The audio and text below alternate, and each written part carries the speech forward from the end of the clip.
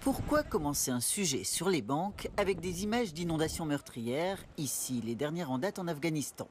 Eh bien parce que les banques ont une influence déterminante sur notre avenir climatique, en choisissant de financer ou non les producteurs d'énergie fossile. Car la science est formelle, pour limiter le réchauffement à 1,5 voire 2 degrés, l'objectif des accords de Paris, il ne faut plus ouvrir de nouveaux gisements pétroliers ou gaziers.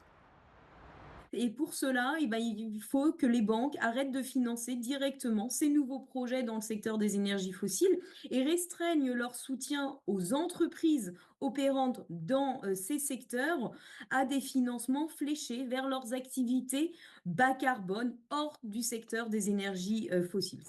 Voilà le rapport auquel cette experte a contribué, signé par 8 ONG. Alors la mauvaise nouvelle, c'est ce chiffre.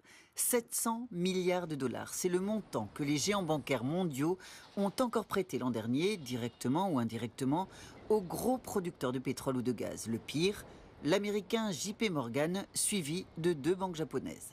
Et la bonne nouvelle, c'est que ces investissements sont en recul de 9,5%. Deuxième bonne nouvelle, Cocorico, les grandes banques françaises sont plutôt dans une bonne dynamique. Elles ont notablement baissé leur financement aux géants de l'énergie. La Société Générale en tête, moins 82%, suivi de BNP Paribas. Des chiffres impressionnants qu'il faut relativiser. Quand bien même une banque arrête de financer des projets, elles peuvent toujours continuer à soutenir leur développement en accordant des prêts non plus aux projets, mais aux entreprises qui les développent. Donc BNP, Crédit Agricole, Société Générale vont plus financer le projet porté par Total Energy, mais elles vont pouvoir continuer de financer Total Energy directement.